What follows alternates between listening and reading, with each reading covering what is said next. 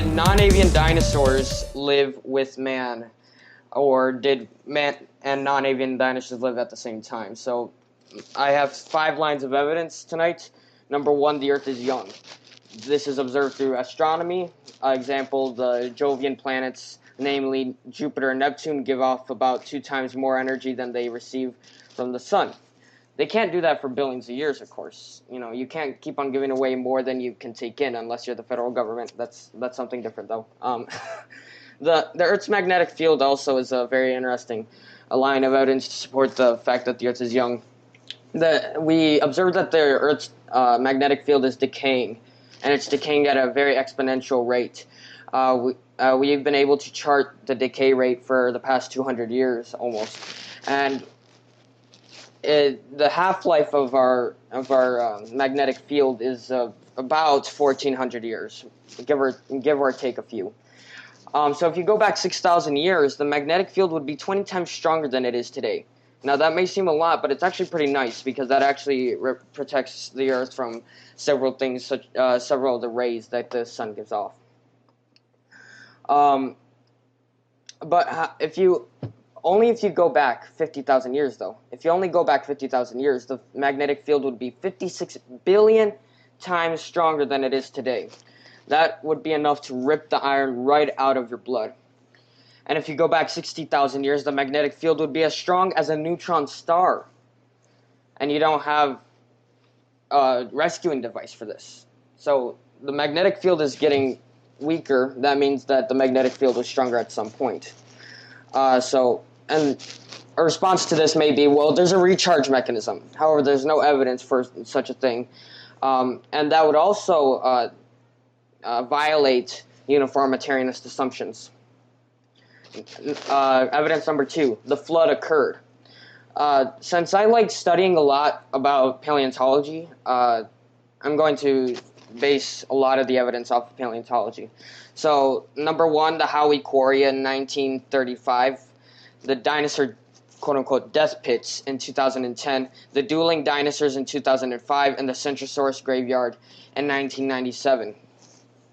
Now, some people will bring up the heat problem, but that's not fitting for the discussion.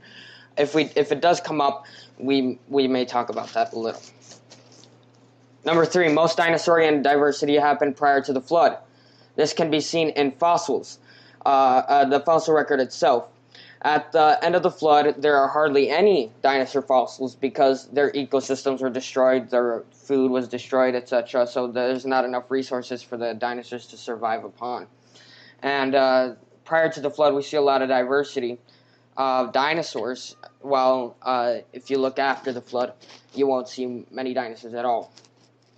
Number 4, dinosaur soft tissues. The 3 examples of this that I can think of are the Tyrannosaurus soft tissue in 2005, Triceratops soft tissue in 2011, and Nanotyrannus soft tissue in 2012.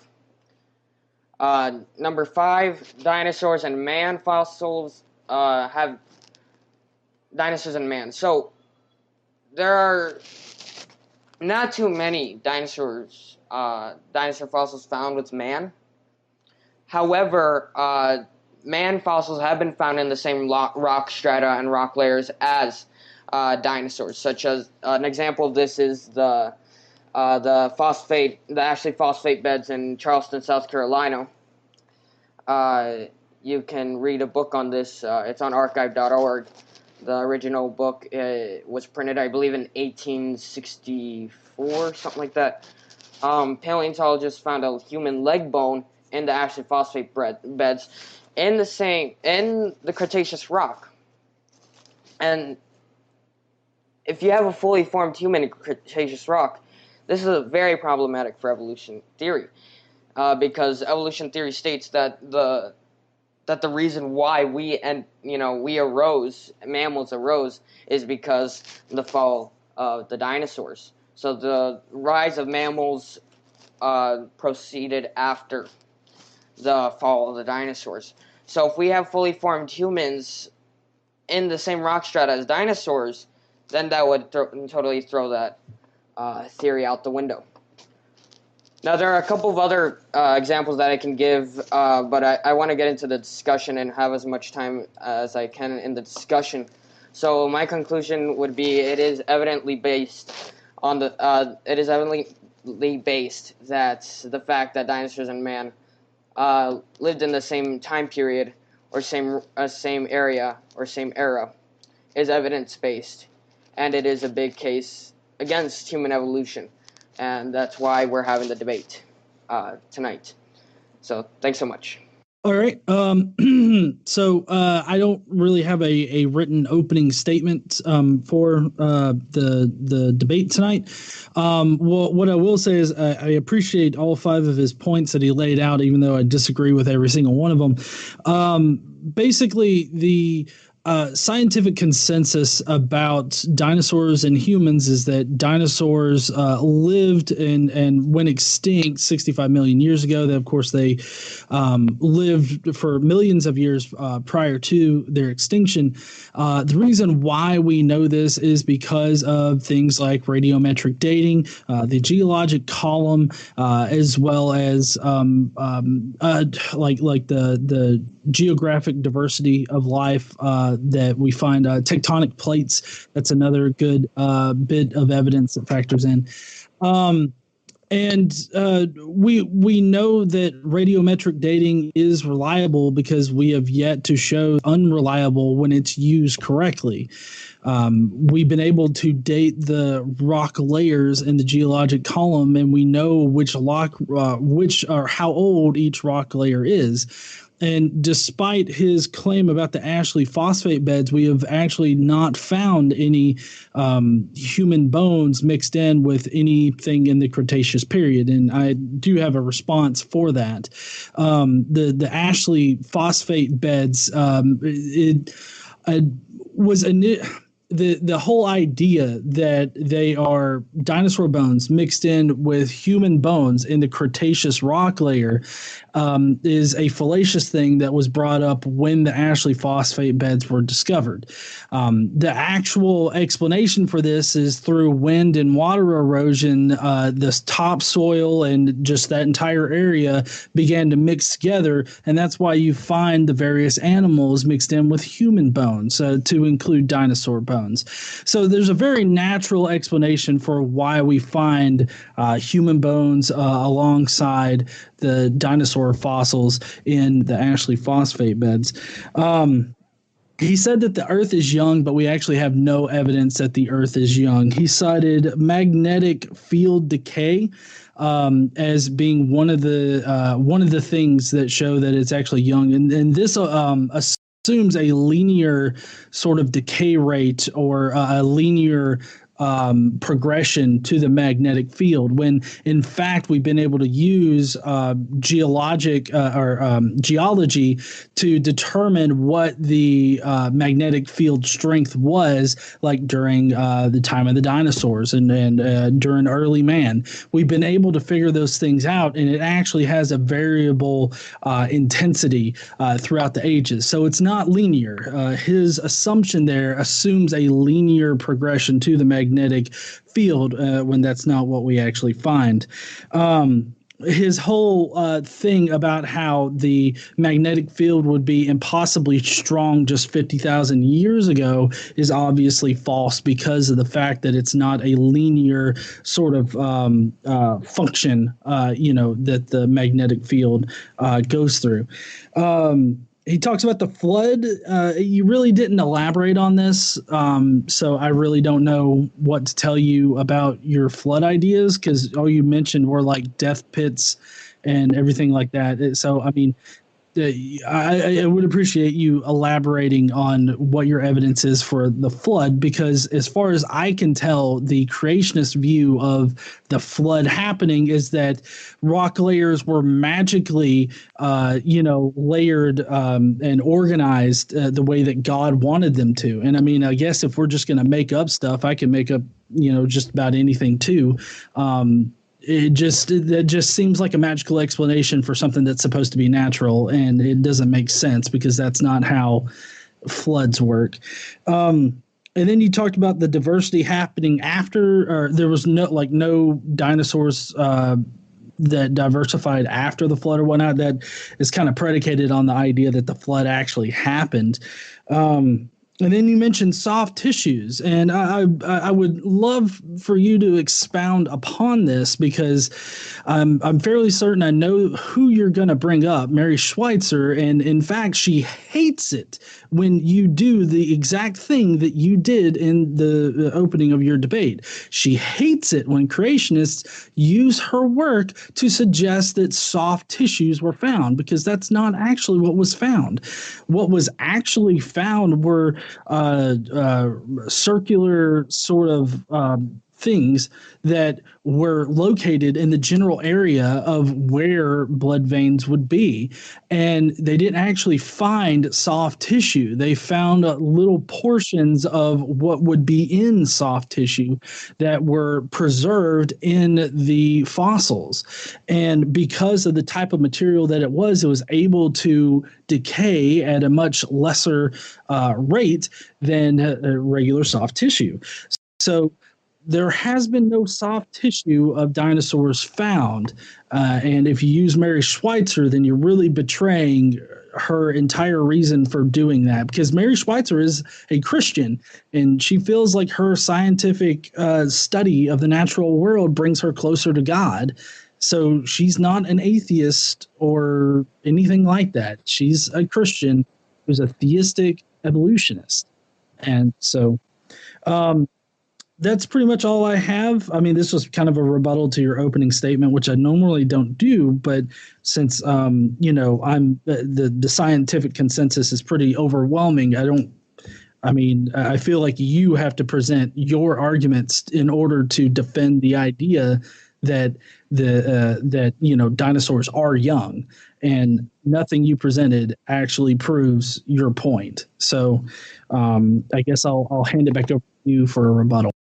All right, sure. Yeah, so you brought up a couple of things, such as I just wrote these things down. Radiometric dating, geologic column, dinosaurs were not, quote-unquote, mixed with humans.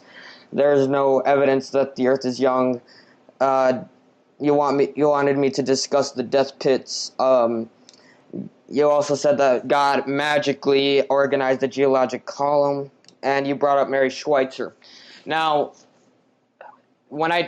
let me just go to my opening, because I did bring up Tyrannosaurus in 2005 in my opening, and that was by Mary Schweitzer. However, I also listed two others, which are done by Mark Armitage, who has worked with Dr. Schweitzer, actually. And she is aware that he is a young Earth creationist. And she's actually working with him on a paper right now, I think, on this very topic of soft tissues. So, yeah, we can discuss about Mark Armitage in a minute, if you'd like, when we get into the discussion portion. You also brought up, let me see, the fact that dinosaurs were not, quote-unquote, mixed with humans, and that is mostly correct. I can't think of any examples of dinosaurs and human bones being found side by side next to each other, unless you're talking about like the Texas Biloxi River tracks, which I don't necessarily accept, and that's something else. We can discuss that later. You brought up radiometric dating. There's evidence, though, that radiometric dating, radioactive decay rates were different during the flood, that they accelerated at some point. You also brought up the geologic column. I should have wrote why you brought up the geologic column, but you can bring it up again during the discussion. Dinosaurs were not... I already handled that one. There's no evidence that the Earth is young. I think this is something that we should cover more in the discussion portion, because I can't bring up every single piece of line of evidence that suggests that the Earth is young, or at least severely limits the age of the Earth. But we can talk about that during the discussion. Discuss the death pits. So actually, I'm very happy that you brought this up, because the death pits are actually pretty cool. They're basically like these huge sauropod footprints, and it's really cool because they're like 6 feet deep.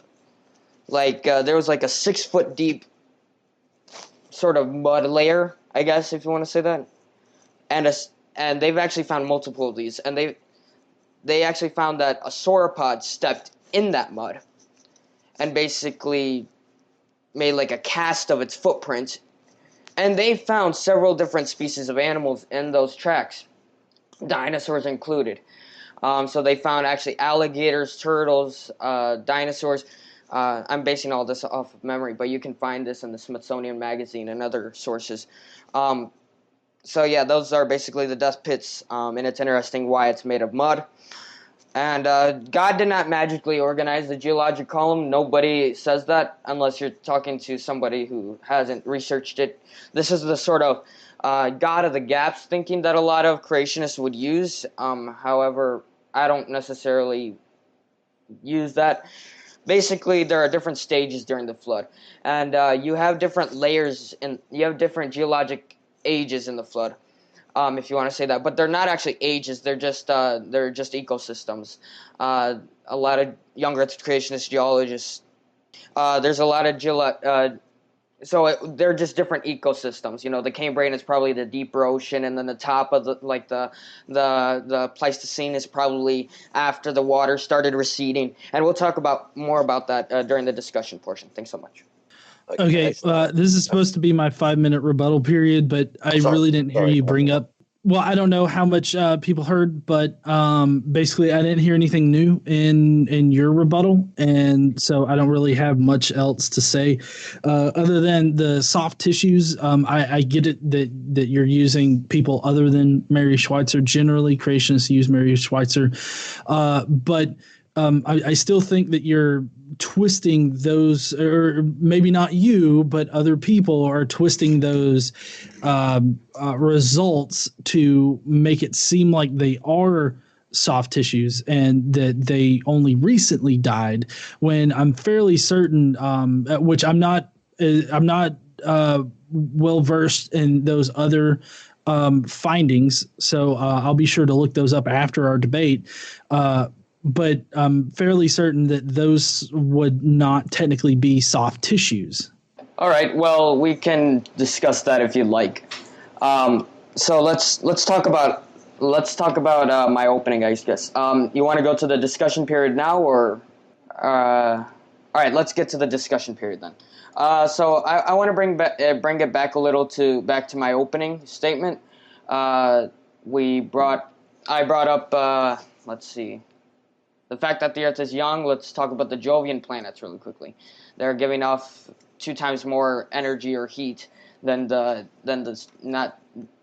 receive from the sun, and that's coming from the internal heat within the planet itself. And they can't necessarily do that for billions of years. So I'm curious, what would be your astronomers have? Astronomers Like Dr. Jason Lyle, people like that.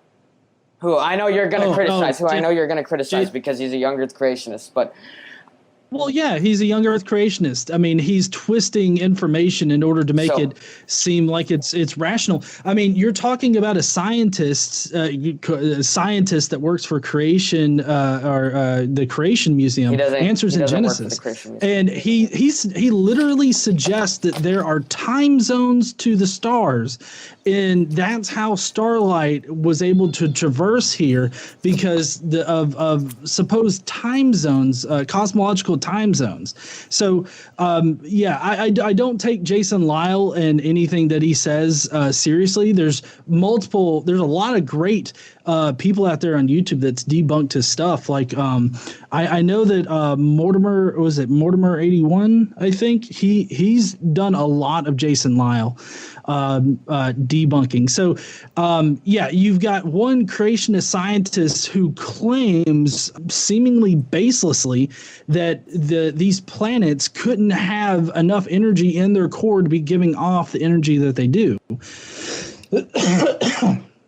So I'm not exactly convinced by that, and I sincerely doubt his findings. And unless you can find other scientists that are out there the same way confused by it and come to the same conclusion, then I'm I'm more inclined to think that Jason is just wrong on this, and he's letting his bias, his creationist bias, get in the way. All right. So do you think? Let me ask you this. Let me ask you this. This is aside from the point. But do you think that all creationist scientists are biased?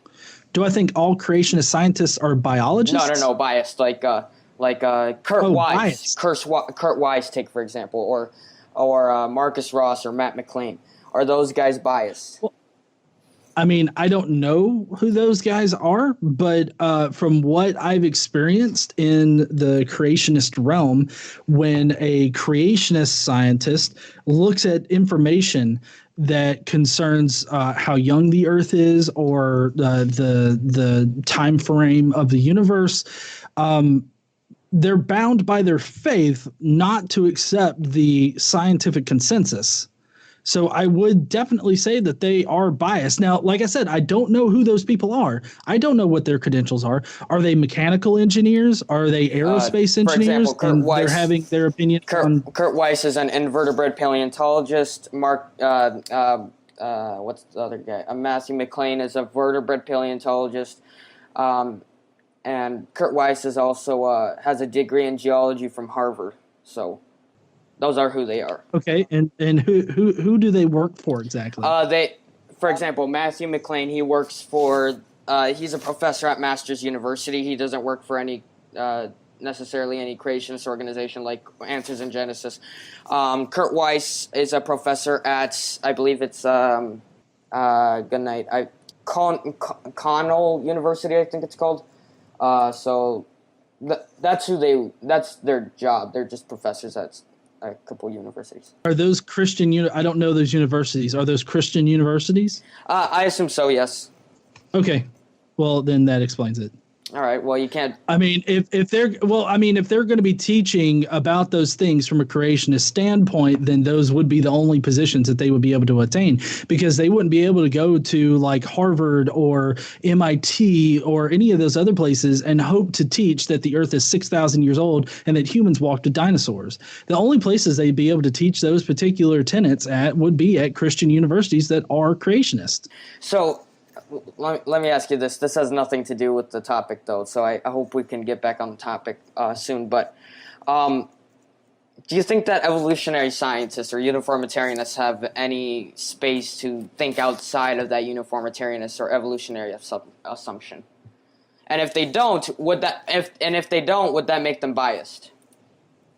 Are these scientists, the uniformitarianism scientists, and just what everybody else just calls geologists and just regular scientists, are they bound by a faith proclamation to hold to a young Earth or an old Earth, rather?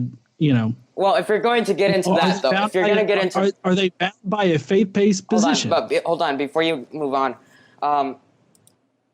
I think it's very important to define what you mean by faith if you're going to get into that. Because if you're thinking like Aaron Ross says that pistis means faith without evidence. If you're going to say it's faith without evidence, then no, I don't think that they are uniformitarianists have faith without evidence. They have some evidence which they can explain within their own model, but we can also explain in our model, and we have more evidence on our side. So if you're going to say that, for example, faith is the substance of things hoped for and the evidence of things not seen.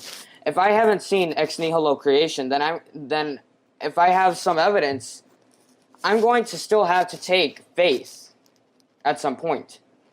Again, this is not faith without evidence. This is just because I have not seen it, I choose to believe it, and I choose to have faith in the evidence. Okay.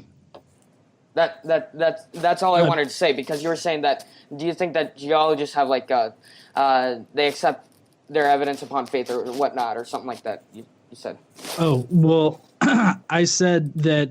I asked rather, are regular geologists and biologists, do they hold to a faith-based position? Because regardless of how you want to whittle down the word faith and play, the whole Bill Clinton game of what do you mean by is kind of deal.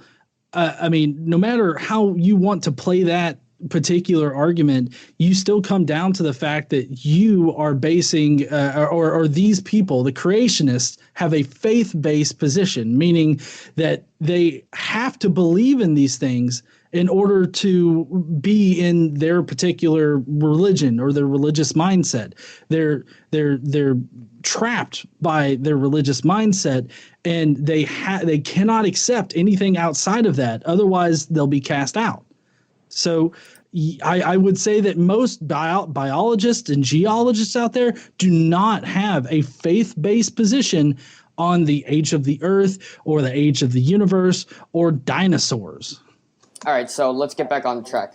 Let's talk about a couple of the lines of evidence from paleontology that I brought up that suggests that that dinosaurs lived recently. All right, so let's talk about the Howie Quarry that was adventured in 1935.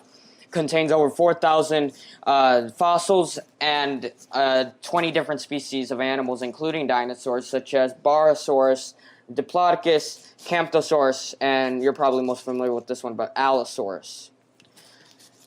What kind of regional flood would bury these four things together simultaneously? And not only that, but Steve Rosati, I'm not sure if you're familiar with him, he's a vertebrate paleontologist, completely agnostic. I've emailed him on a couple of occasions. He wrote the book, The Rise and Fall of the Dinosaurs, and he said in that book that and I believe that you can find this in the New York, the American Museum of Natural History archives, but that the legs of the sauropod dinosaurs that they found at the Howie Quarry were standing up like pillars, he says. So what kind of flood, regional flood, would bury these things with their feet standing like pillars? I don't, this is going to be my opinion, of course. I'm not trying to promulgate this in any kind of scientific literature. I think that it is completely unreasonable to suggest that was a regional flood. That's just completely unreasonable. That's my opinion. Go ahead. Okay.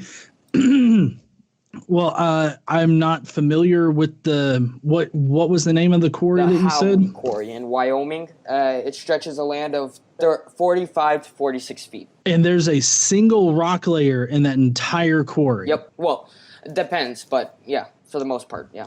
It depends. Hold on. Can you please elaborate? When I say it depends, like if you mean like sheet thin lines, there are probably a couple of them, but they were found on one single rock strata that in the Morrison Formation in Wyoming. Apparently, I'm just now looking up the specifics about it, and it says the site is well known for its Jurassic dinosaur bone beds. Yep. So that's the one. I mean, it seemed okay. Well, it seems like all of these animals being in there, and are all of these I don't know the animals that you presented. Are they all part of the Jurassic period?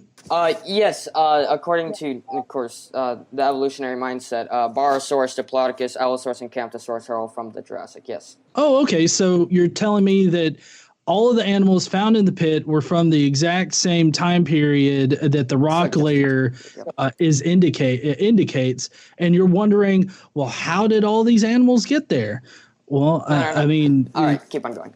No. What were you going to say? I wasn't asking how did they get there. I was asking how were they buried all together. Because if you think about it, if there's like a population of sauropod dinosaurs, huge sauropod dinosaurs, and then there's like a couple of Allosauruses nearby, don't you think that the Diplodocus or the Barosauruses would have at least tried to get away? In the Jurassic period. So my guess is that animals living in the area that eventually got buried into that particular rock quarry. But you had to understand the fact that they weren't at the same necessarily time. If you actually read what the American Museum of Natural History wrote on this, if you look up just Howie Quarry, their article is the one to pop up. But they think that there's like a little flood. There was probably not little, but there was a flood that basically buried the feet of these sauropods. They were still alive. And then the Allosaurs later came and then started picking on their carcasses, depending on if you're alive or dead, But then the question would be, how did they get buried? Because if they're standing up, it's not like you can explain it by saying, like, well, they sunk down to the bottom. It's like, no, you can't say that because they were standing up vertically. What other way to stand up? But they were standing up. And so that's the whole point. How did they... It's very unreasonable to say that there were maybe 2 floods that buried them. Number 1 just basically buried these sauropods, and then number 2 killed off the sauropods and then killed off the allosaurus that were with them. Because of the fact... It's unreasonable to say that because of the fact that I'm pretty sure that the time period of most flooding was during the Triassic. Okay, so it's very uncommon to see flood. It's in any natural history book that you read. Okay, well... without specific citations other than just any book, any scientific book on this particular matter that you can find that's not exactly very specific, but also, you realize that if this area was prone to flooding at one point in time, then it's probably prone to flooding at other points in time as well. I mean, the Jurassic period lasted between 201 million years ago and 145 million years ago. That's like 55 million years for things to happen, and that's in the Jurassic period. So you have to understand that you're saying that it's totally unreasonable for multiple floods to happen in one single area in a 55 million time period. No, that's not what I'm saying. That's exactly what you said. You said that it's unreasonable that multiple floods flood in an area. Right. If an area is prone to floods at one point in time, why is it not prone to floods at another point in time? That's not at all what I said. Let me elaborate. Maybe I misspoke, but what I was trying to get to was, how did 2 completely separate floods at completely different points in times, not completely, but while the sauropods were still alive. Okay, so, all right, I'm probably going to need a few visuals here, but let me see. Because there are healing marks on the bones. And also, by the way, the ligaments were hold on, let me rephrase that. Once the ligaments erode, the bones start separating, and then you don't have a complete skeleton anymore. The bones start withering or whatnot, So it's totally unreasonable for these animals to be buried, still be alive, with their heads out, and then them just die because of starvation or dehydration or something like that. Like, it's totally unreasonable to assume that they died after the flooding happened and they were buried, and then a subsequent flood happened after that. Well, then how did they get buried? That would be the question.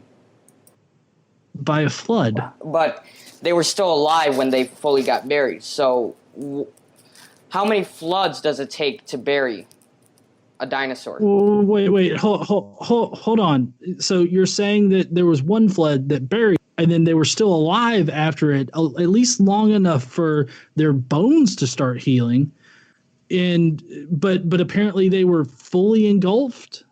Like, I guess I don't understand that. The picture, at least that I got from what you said, was that they got buried, which, again, I haven't studied how quarry or whatnot, or the findings of the fossils there, but what I would take away from that is that they got buried and their heads were sticking out, and they were left alive at least for long enough for their bones to start to heal, and then they either died by another flood that happened, or predators came by and ate what they could off of them, or they died from dehydration or starvation. So, there are what my point here is that there are multiple ways that these dinosaurs could be partially buried and die in an upright position or any position. They could die spread eagle, and then another flood could come in and continue to bury them, or the mud could slowly bury them over time. They could have been slowly being buried as they were dying. So my point is that there's multiple different ways in which this could have happened, and you simply just don't know and can't know how exactly it happened. the scientific hypothesis that even the American Museum of Natural History has put forth is that there was at some point a flood. Let me try to rephrase it as good as I can. So there was. I know this drawing is horrible, but let me see if that'll appear on the screen. All right, that's not going to appear on the screen. So, but I'll just explain. I'll try to explain as best as I can. But there was a flood, right, at some point, and then it covered the feet of these sauropods, which basically created like a sort of like a tar pit, if you will, out of mud. That basically got their feet stuck or whatnot, and then they couldn't move. This is the scientific hypothesis on it. And then at some point later, while the animal was still alive, a couple of Allosauruses came, Big Al and Big Al Jr. came and started feeding on the carcasses and on the still animals that were still alive. And then at some point, they got buried somehow. Or they died and then they fossilized somehow, which, how are you going to get a nearly complete sauropod skeleton if it's not completely buried? But that's aside from the point. So that's what I'm trying to say. Do you see what I'm trying to say? It's just that you find it implausible for two floods to happen, and I find it completely plausible for an area that is prone to flooding to have multiple floods, even in a short time period. All right, so you said that the Jurassic period was 50 million years long, right? All right, so and that's how long it was, according to evolutionary theory, right? But let me see what I was trying to phrase out really quickly. You have to have two floods within the same time that the animal is still alive, because that's what the scientific hypothesis has shown. The animal is still alive. Do you think the animal is gonna live for 50 million years for just waiting for another flood to happen? I mean, so you have to. Hold on. Let me finish. Let me stop you right there, because when you started out just talking about the Howe quarry and how there's a lot of different bones in there, you didn't exactly elaborate on what you were talking about. So that's why I suggested that, there was a 55 million time period in which these things could have happened. And so it's very reasonable for that to happen. Then you got into very specific claim or the very specific notion of them being buried partially and then Allosauruses coming up and feeding on their bodies. That's a completely different scenario than what you initially started off this Howie Quarry discussion with, right? So you're trying now to mix the two different scenarios and try to suggest that I was talking about a 55 million time period for the Allosauruses to feed on the dead bodies of the sauropods.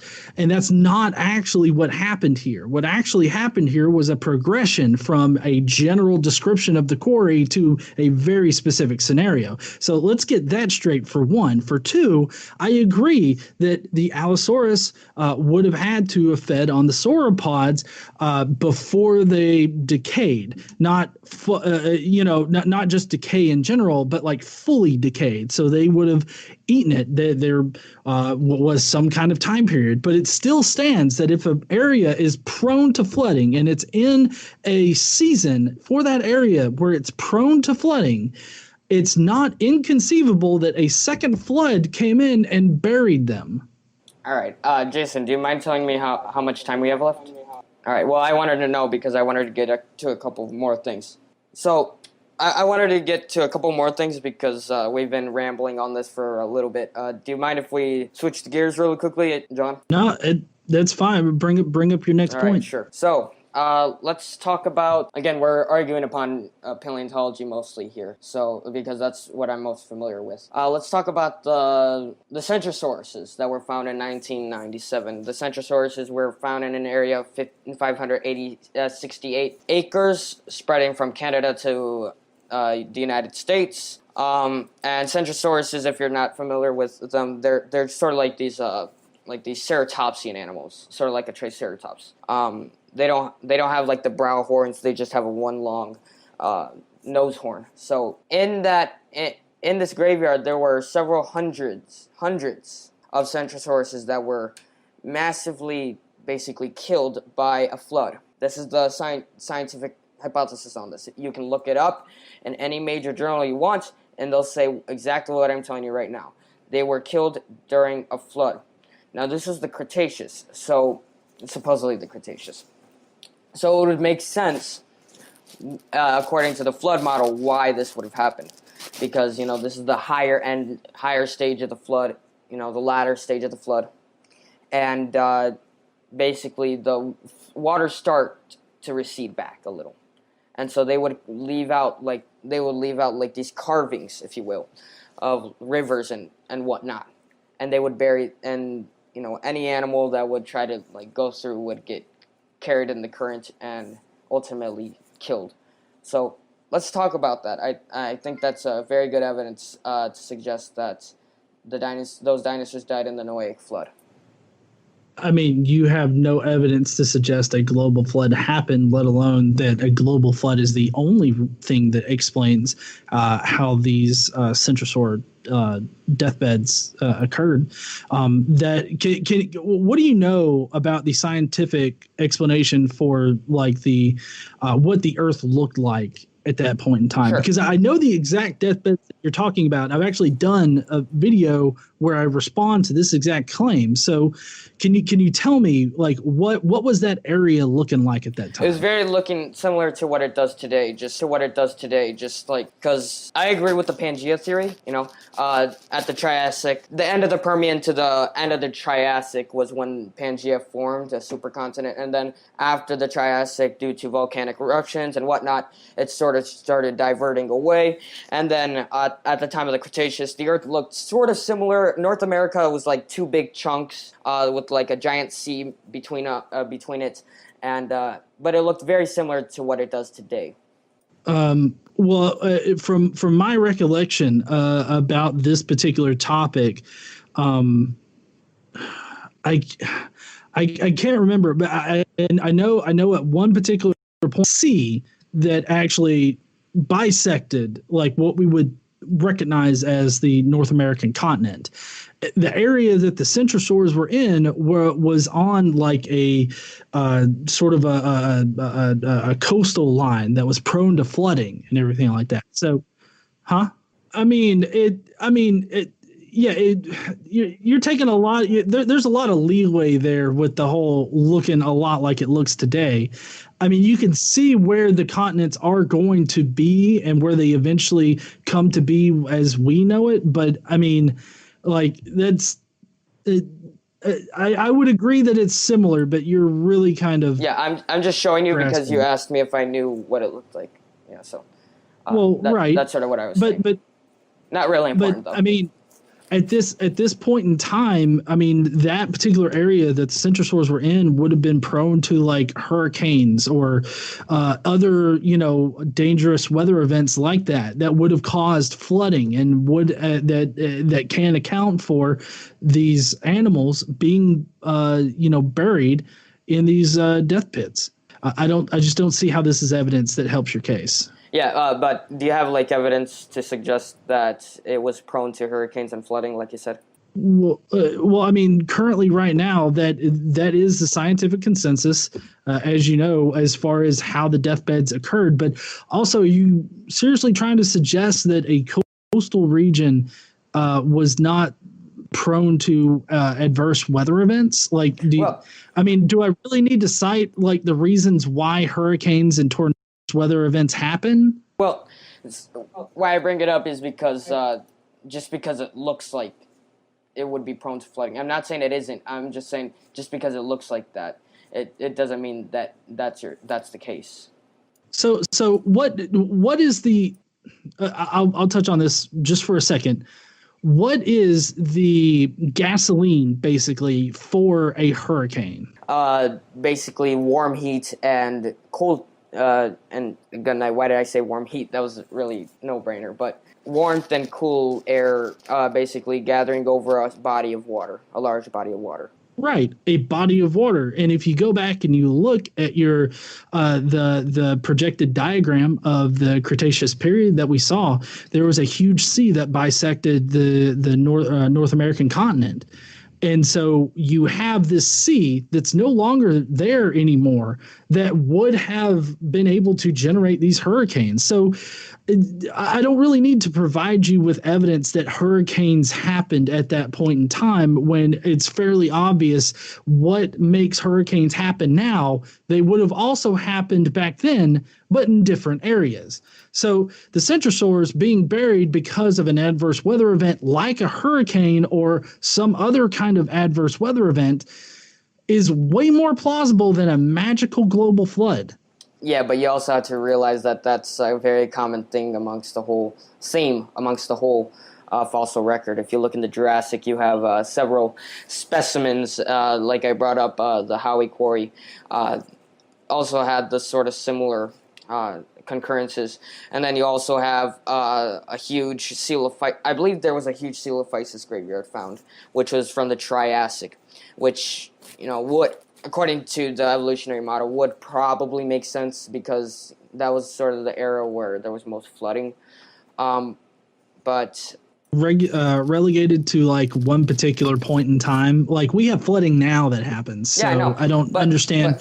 I don't understand the point of like, well, most of the flooding happened at this point in time when flooding always happens. So I guess I just don't understand why that's a compelling argument. Well, why I bring it up is because these are like massive floods. These aren't just like little local floods. These are massive floods that were able to cover huge sauropod dinosaurs, and they were also huge enough to cover a whole Gorgosaurus in Canada in the death position, which clearly depicts it as choking and underwater. So that's why I bring it up, because they were huge floods, not just like the flood in, 2009 in Japan. That would be nothing compared to what these dinosaurs faced. That's why I bring it up. Okay, and you don't think that like adverse weather events like didn't happen in history? Like you don't think that there could have been like a F5 or stronger, like or I think the Fujita scale I think is for tornadoes. The hurricane. I know what you're saying. Yeah, you don't think that there could have been like strong hurricanes or even stronger than we see now back then, considering the climate at the time? Like the climate at the time was a lot warmer. Yeah, I'm not saying that never happened. All I'm saying is that it's a very common theme amongst the fossil record, which is what we would expect to find if the Noahic flood was true. And if the Noahic flood was true, then that would prove that dinosaurs lived recently. Know what we shouldn't find if Noah's flood was true? What? The geologic column. That should not be a thing if Noah's flood actually happened. So I don't understand why you think that I don't understand why you twist the actual fossil information into fitting into your global flood model and then say that, well, that's what really explains it, when there are perfectly natural explanations that don't include a magical flood. But then, but you have to explain why the geologic column would not exist if the flood was true. Okay, have you ever at all like thrown water like at mud? Yes, I have many times. You have. So you know that when you throw water at mud or you flood a certain area, stuff mixes up together. Yep. It doesn't get laid down into layers like you're wanting to suggest. Yep. And your point is? That the geologic, if one flood happened and it was a global flood, which by the way we don't have enough water on this planet in order to, Hold on. I love this objection because you guys always bring this up. I believe you brought it up with Matt Powell. The point.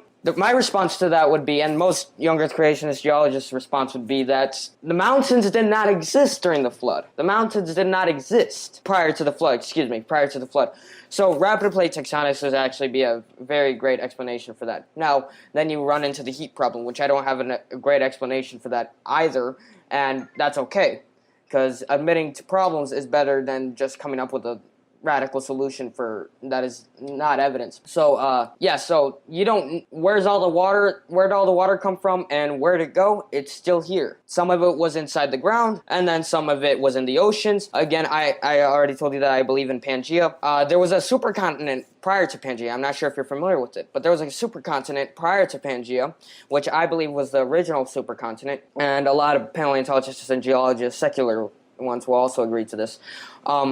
That there was an original supercontinent, and then it sort of just twisted up and everything, and during the flood, it twisted up a ton, created a Pangea, and then it split up. And so the point is that the mountains did not exist prior to the flood, so there would be no problem. You're proposing the Earth was a perfect cue ball. Nope, not at all.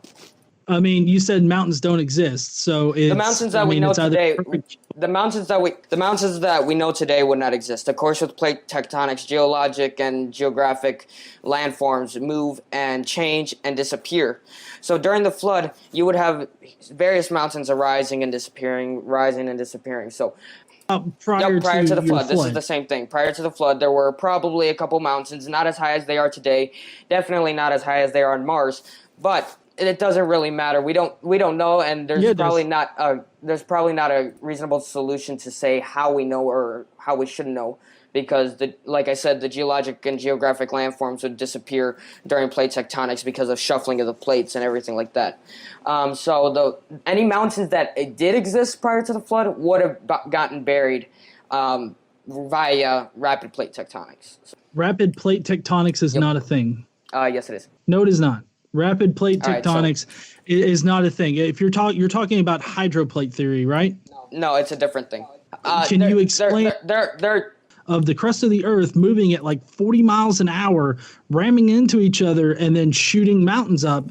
Then that's ridiculous. No, that's not what I believe at all. You probably haven't heard of rapid plate tectonics at all then, because hydroplate theory and rapid plate tectonics are two separate things. Some people lean more towards hydroplate theory. That's like, what's that guy's name? Walter Brown and Kent Hovind. And then people like Matt McLean, Andrew Snelling, I believe also, and Marcus Ross, they lean more towards the rapid plate tectonics, which is basically a faster form of plate tectonics than we have today. So yeah, that's. What evidence do you have that the Earth functioned completely differently prior to this flood that you say happened?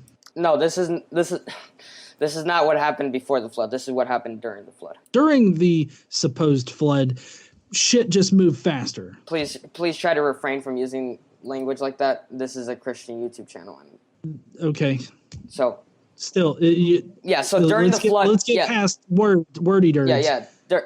During the flood, stuff moved faster. Yep. Maybe not like, I forgot what the exact calculation was made by Kurt Weiss, but it was something way faster than it is today. Not like extreme fast, but it would be rapid compared to what we have today. You're still not giving me evidence. You're just telling me what creationists say about it. How do you know that they were moving fast? Is it because you reject the idea of mountains prior to the flood?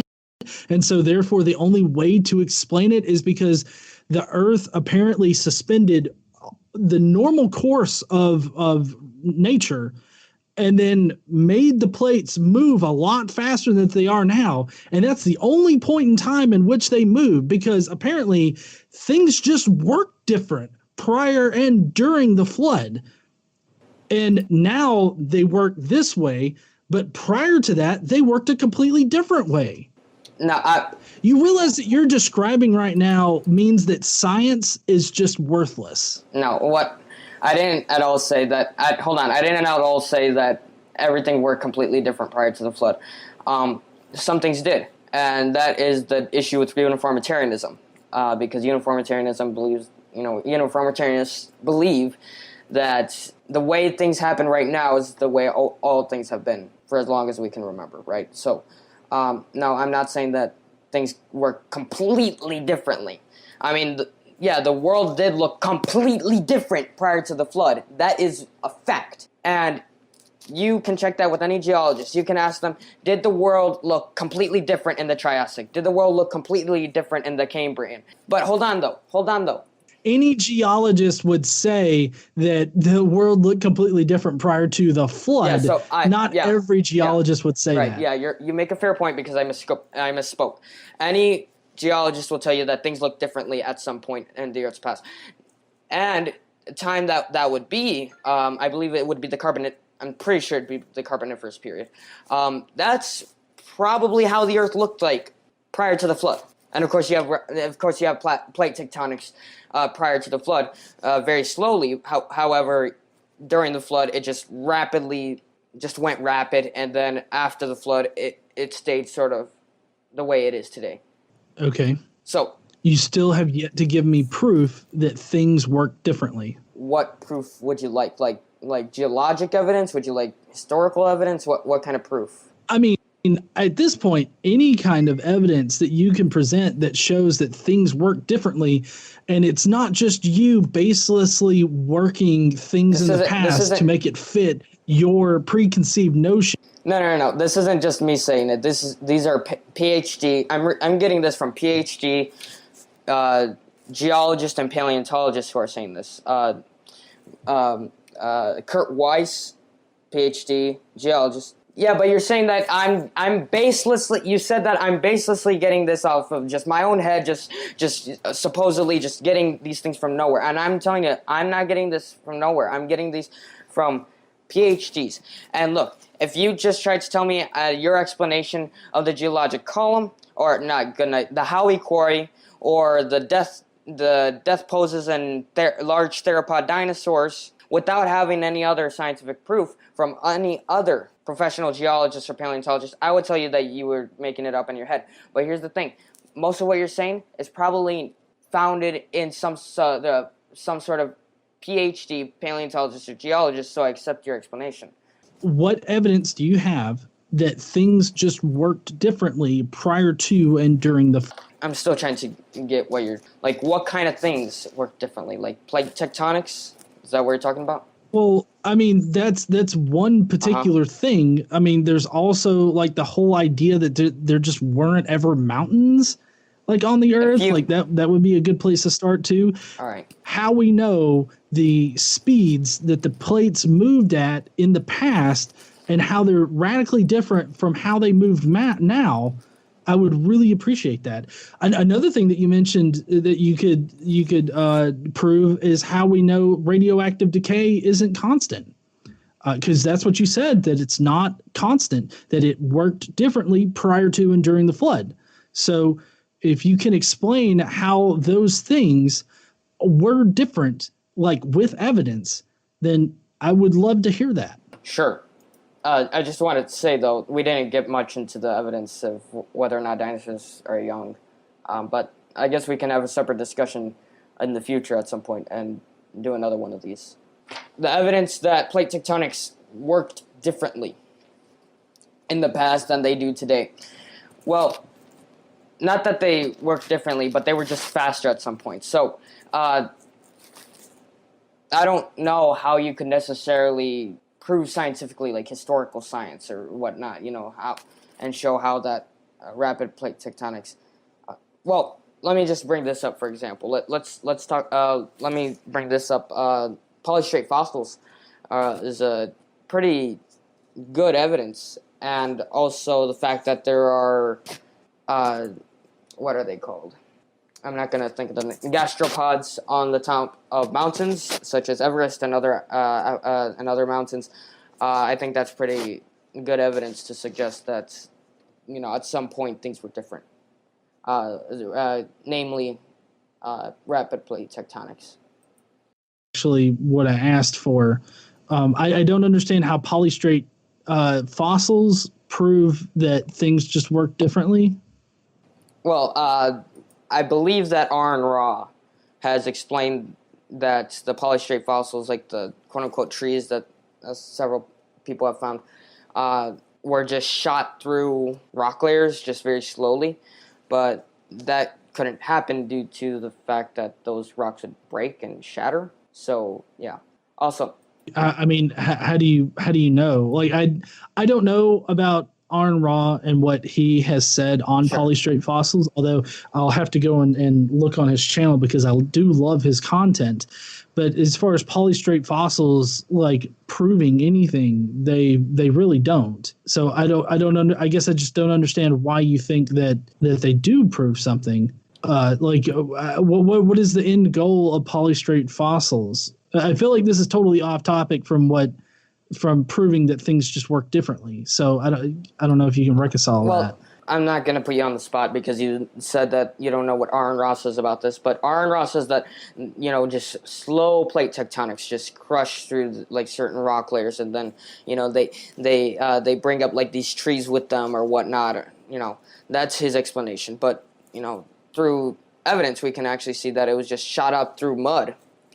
And how would that happen? That would only happen if something in the ground moved very fast and very rapidly. So also, before we shut this down, let's talk about the gastropods on the top of mountains, because I know that you, Matt Powell, brought this up in your discussion with him.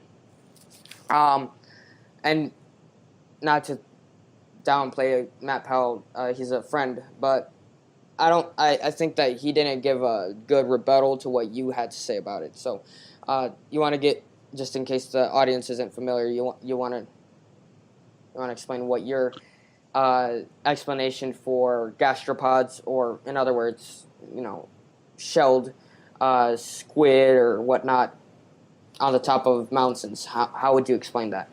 Okay. So how we find fossils on top of mountains or high places is because of how mountains form. They are pushed up via plate tectonics slowly over long periods of time. And if there are dead organisms or fossils that exist on the floor of the sea, and the plate tectonics pushes up the crust and creates a mountain over a long period of time, then we should expect to find fossils of that nature up there. But let's take brachiopods, for example. Brachiopods, they are sort of anatomically different from clams, but they do work on the same principle. When they die, they open up. So why do we have closed, shut brachiopods on the top of mountains? If it did get up there via slow plate tectonics, not rapid.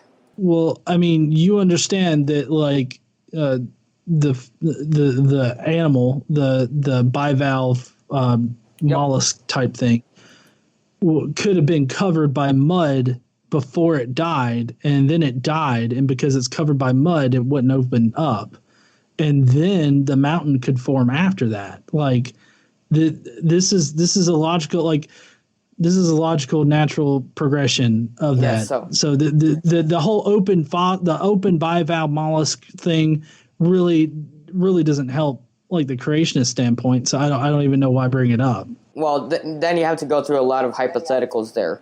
Like, well, if it got buried by mud and then it died in the mud and then the mud hardened and then the mountain formed, then that would explain it. But that's a lot of hypotheticals and ifs. Name one thing out of your entire debate topic set here that isn't hypothetical. One thing that isn't hypothetical, right? Well, all of your explanations are hypothetical. No. I mean, hypothetically, that is a set of events that could have happened that would explain that perfectly fine. No. And I'm sure that there are other. Hold on. I'm sure that there are other different events that could have happened that would have ended up with the bivalve being closed on top of a mountain. So, I mean, I'm saying these things in a hypothetical way because I wasn't there. I don't know it. But neither were you. You weren't there either. You don't know anybody that was there. So there's no way for you to know how they ended up there. There's no way for you to know how fast the plates moved back then. There's literally no way for you to know how fast radioactive decay was prior to and during the flood.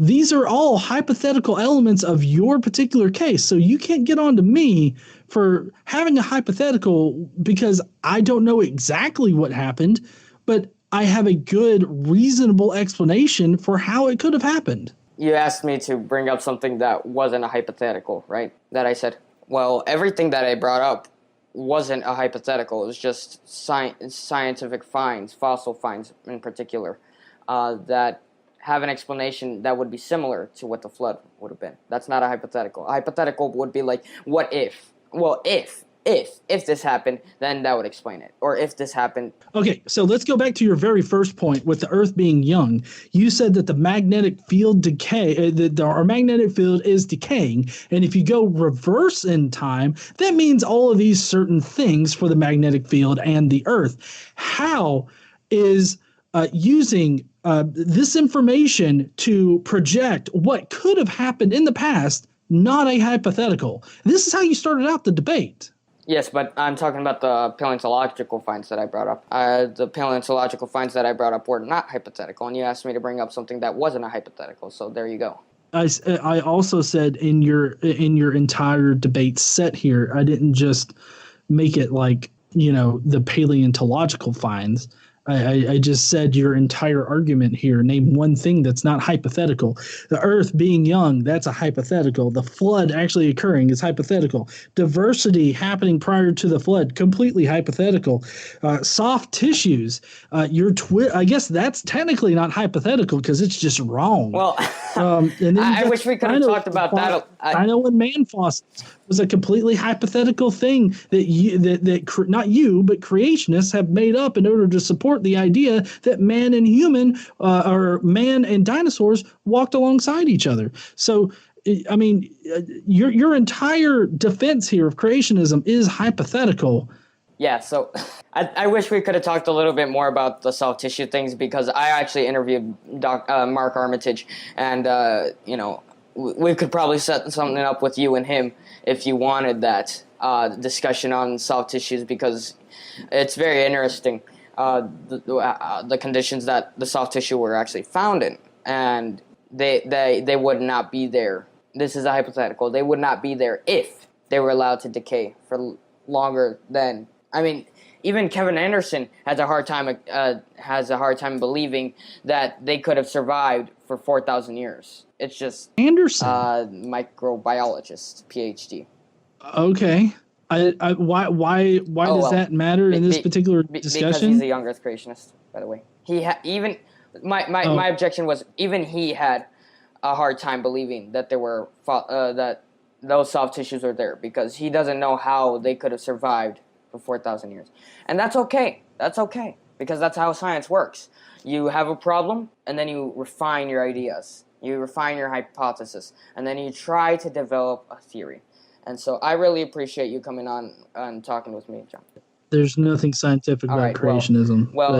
If you're talking about scientific predictions, we can talk about scientific predictions sometime in the future, because we have Russell Humphreys, who made a couple of scientific predictions, Dr. Nathaniel Jeanson, and a couple of others. So, yeah, thanks so much.